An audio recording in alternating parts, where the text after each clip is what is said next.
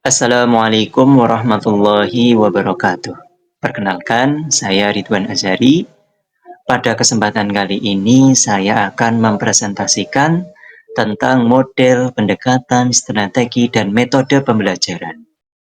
Materi ini penting untuk kita pahami agar proses pembelajaran yang kita rancang itu bisa lebih efektif dan bermakna.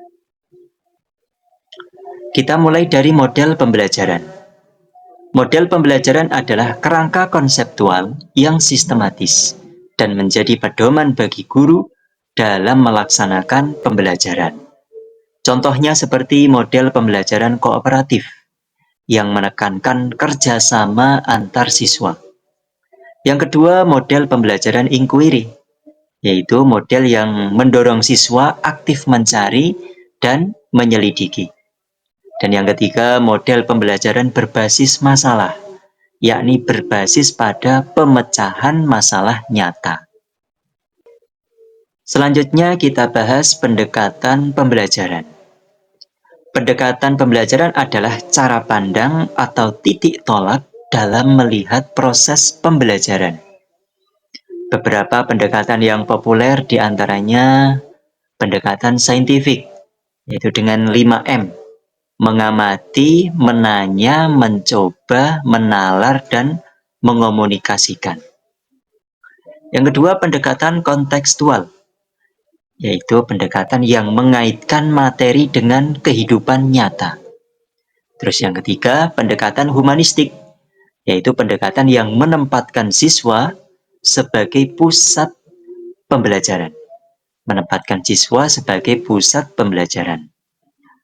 Pendekatan itu bersifat lebih filosofis dan membentuk pondasi berpikir dalam merancang pembelajaran. Lalu ada strategi pembelajaran. Strategi pembelajaran adalah rencana tindakan yang disusun untuk mencapai tujuan pembelajaran. Beberapa contohnya, pertama, strategi ekspositori, di mana guru lebih dominan dalam menyampaikan materi. Yang kedua, strategi heuristik, yaitu strategi pembelajaran melalui penemuan. Dan yang ketiga, strategi interaktif, yaitu strategi yang melibatkan interaksi aktif antar siswa maupun dengan guru. Jadi, strategi itu bersifat lebih teknis dibandingkan pendekatan, tapi belum sepraktis metode. Kita lanjut ke metode pembelajaran. Metode pembelajaran adalah cara atau teknik konkret yang digunakan dalam pelaksanaan strategi di kelas.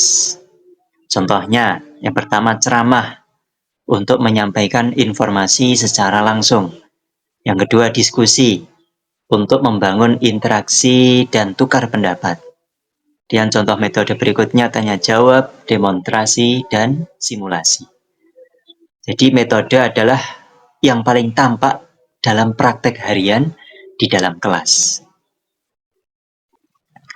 Agar lebih mudah membedakan 4 konsep tadi, yaitu model pembelajaran, pendekatan, strategi, dan metode, maka saya akan merangkumnya dalam bentuk perbandingan. Model pembelajaran itu fungsinya sebagai kerangka umum. Kalau pendekatan pembelajaran itu fungsinya sebagai cara pandang. Kalau strategi pembelajaran fungsinya sebagai rencana tindakan. Nah, adapun metode pembelajaran itu fungsinya sebagai teknik pelaksanaan. Sebagai contoh penerapan 4 konsep tadi, misalkan seorang guru menggunakan pendekatan saintifik. Untuk modelnya memakai kooperatif. Untuk strateginya memakai strategi interaktif. Metodenya memakai diskusi kelompok. Jadi memakai pendekatan saintifik karena menekankan proses ilmiah. Selanjutnya menggunakan model kooperatif karena untuk membangun kerjasama antar siswa. Kemudian memakai strategi interaktif agar siswa lebih aktif berpartisipasi. Lalu menggunakan metode diskusi kelompok sebagai pelaksanaan konkretnya. Nah, ini menunjukkan bagaimana keempat konsep tadi dapat bekerja saling melengkapi. Sebagai kesimpulan, model, pendekatan, strategi, dan metode pembelajaran adalah keempat hal yang saling berhubungan, saling melengkapi. Pemahaman yang tepat akan membantu guru dalam menyusun pembelajaran yang efektif. Dan tentunya seorang guru itu perlu memilih dan mengombinasikan keempat elemen ini sesuai konteks siswa dan tujuan pembelajaran. Baik, sekian penjelasan dari saya mengenai empat konsep tadi. Semoga mudah dipahami dan bermanfaat bagi kita semua. Wassalamualaikum warahmatullahi wabarakatuh.